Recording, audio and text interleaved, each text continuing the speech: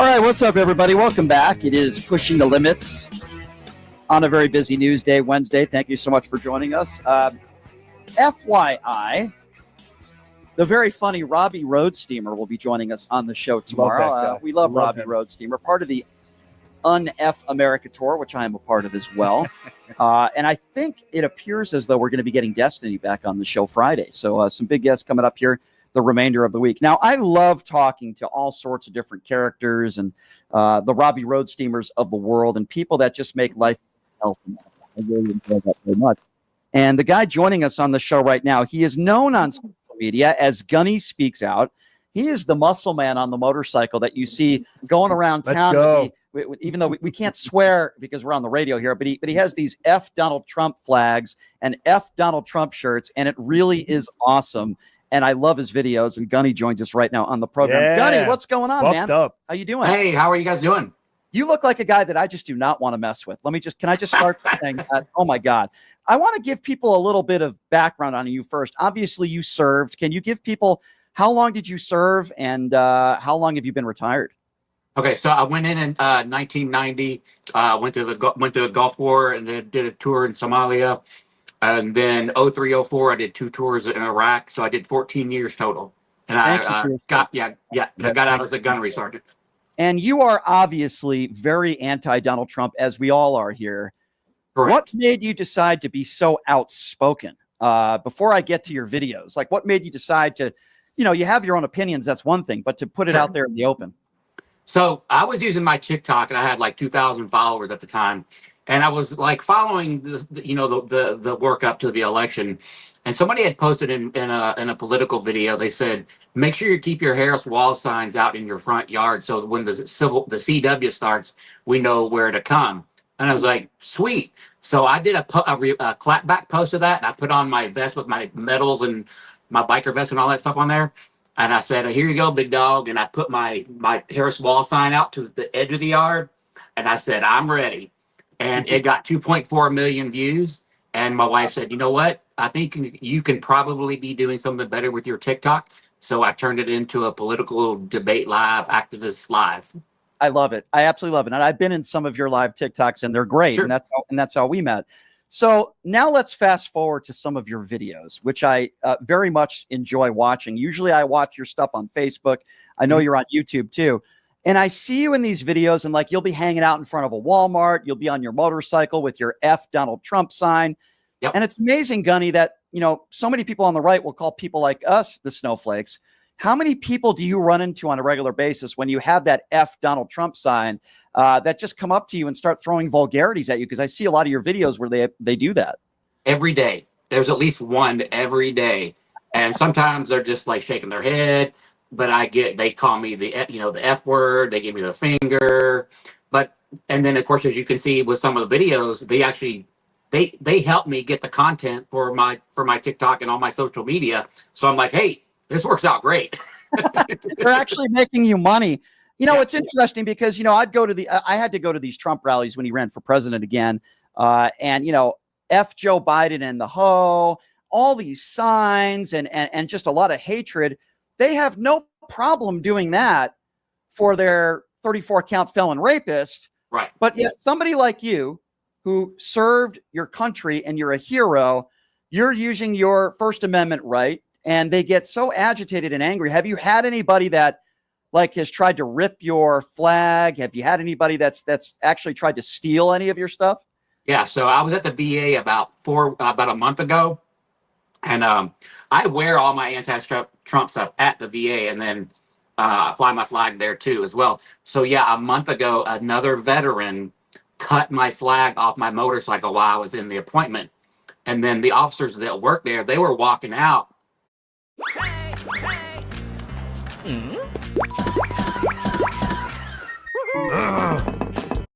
And I was like, oh shit, I finally did it. Because I thought with the new rule with the VA where they could treat Democrats and all that kind of stuff differently at the VA. I thought that I was about to be subject to. Turns out, and these officers were all retired Marines as well. They go, hey, Gunny, somebody cut your flag off your motorcycle. We got it on camera, and I want to know what you want to do if you want to press charges. And I said, absolutely. So that kid is facing 3 federal felonies. Wow. It's unbelievable. By the way, good work, good police officer work there. I'm glad they gave you the opportunity to do that. And I'm glad you decided to press charges on this complete imbecile. Yep. It's like, do these people in this country, they preach First Amendment rights, but yet if they don't like the message, Gunny, this is the way I feel like a lot of these MAGA Republicans are. If they preach freedom of speech down our throat 24/7 and censorship, but if they don't like what you're saying, then all of that is out the window, right? 100% it is. 100%.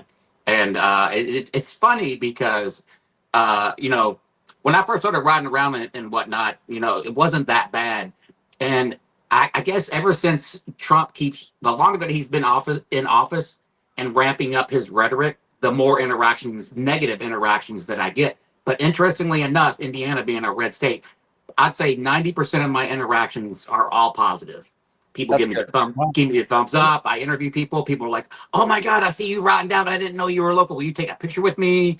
I gained 200,000 followers on Instagram in 2 weeks. Wow! From the video that you're probably going to play with the woman in Walmart off of that video. Yeah, that's incredible, and that's awesome. I think, forgive me for stereotyping here, but I guess I will in this moment. If somebody describes to me somebody on a motorcycle with very large muscles that happens to be white with your, I'm not going to say accent, but where you're from, where you live, the first thing that comes to my mind is this must be a Trump supporter. But yet you are the opposite of that, which is awesome. But I don't like to stereotype people, but when I see somebody that looks like you with the tattoos and all that stuff, I automatically assume you were there on January 6th. Am I wrong? And obviously I'm wrong here in making that assumption, but that's what I think.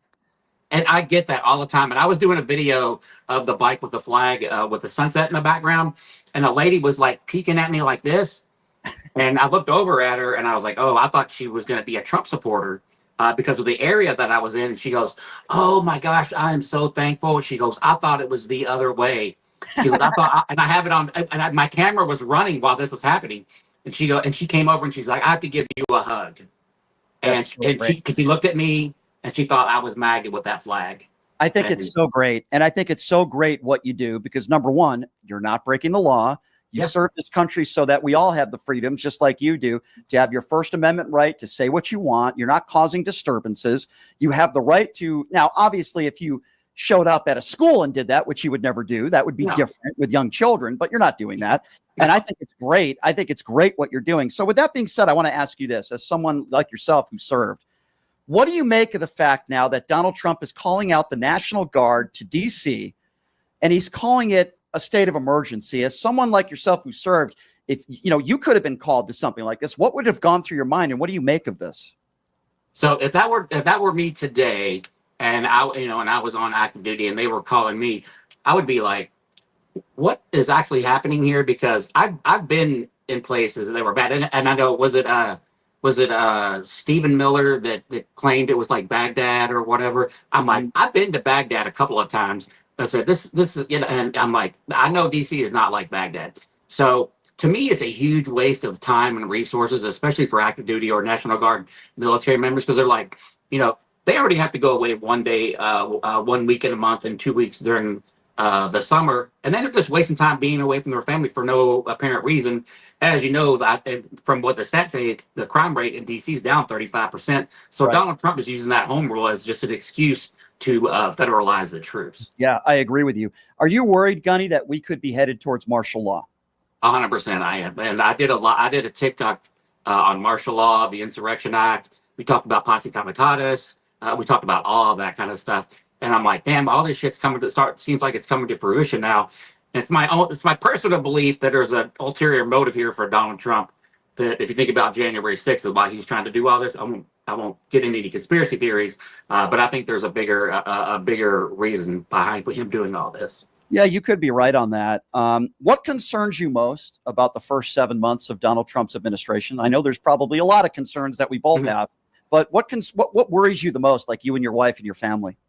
So I have 2 daughters. I have a granddaughter, and I'm the protector of the family. And I guess like, we can talk about the economy and all that kind of stuff, but I focus more on the social issues. And Donald Trump, creating these boogeyman, demonizing, marginalizing these communities with LGBTQIA and women's rights. I think those are the most disturbing things. And then let's not forget the mass deportation is probably.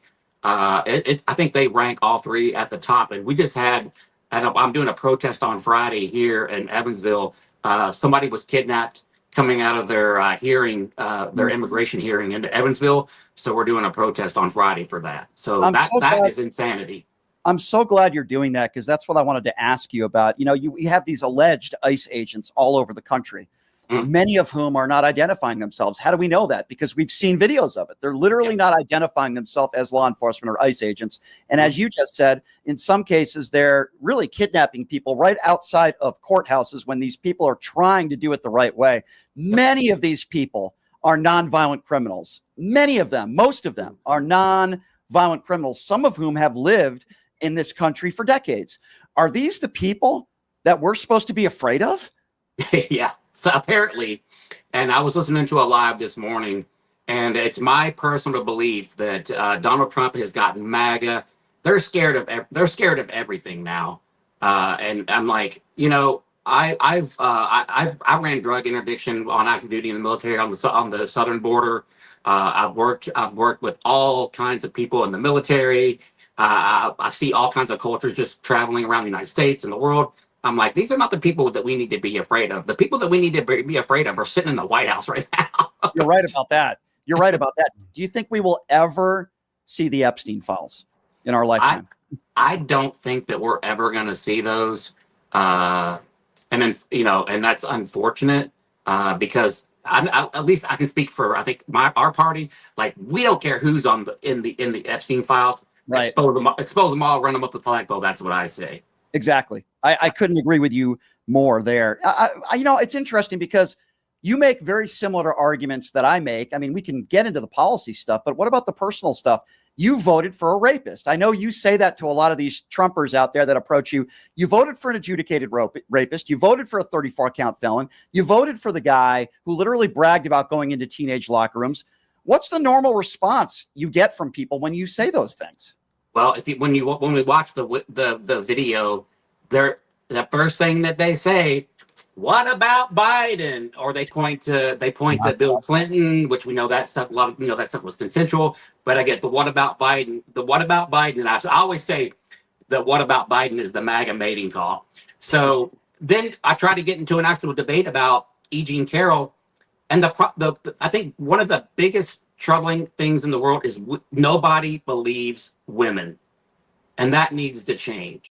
Scribe is how 4 million people turn processes into step-by-step guides. The hardest part of...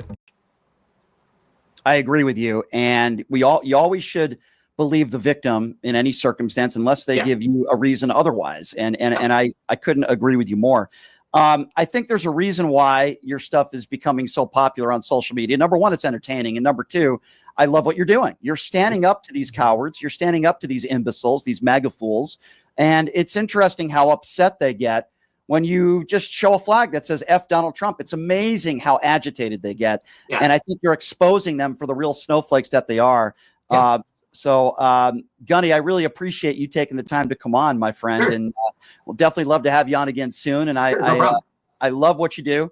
Please keep doing it and keep going strong, my friend. And I will. We got to get you on one of those Pierce Morgan debates panels that I get on here. It'd be nice to have you as my teammate on one of those things. Hey, just let me know. I'm down. I would love to do that anytime. I'd love to have you on. Gunny, thank you for your service. You're a hero, and please keep up the great work, my friend. I love what you do. Thank you. All right, thank you, guys. Thanks, Gunny. There you go, everybody. That is Gunny Speaks Out. Now, if you don't know who he is, and if you're living under a rock and you haven't seen his videos, I highly recommend you check them out. They're very funny. Gunny is extremely, what's the word I'm looking for? Brave to do what he does. Not a lot of people are doing what he does. And well, he believes in it too. Yeah, that's the best part of it. He believes in it. He's got daughters, he has a wife, and he knows he's invested. Yeah, I love what he does. Guy. Yeah, and he confronts these people, and he ain't afraid to do it. And he doesn't look like the kind of guy that you would want to mess around with either. So, I would break my neck like that. But I'm so glad he's on our side. And I hope he continues to do what he does. And that's a guy I wouldn't mind voting for office one day. I'll tell you that. Maybe we can take some phone calls. We've been talking about a lot today, and I do want to take some calls.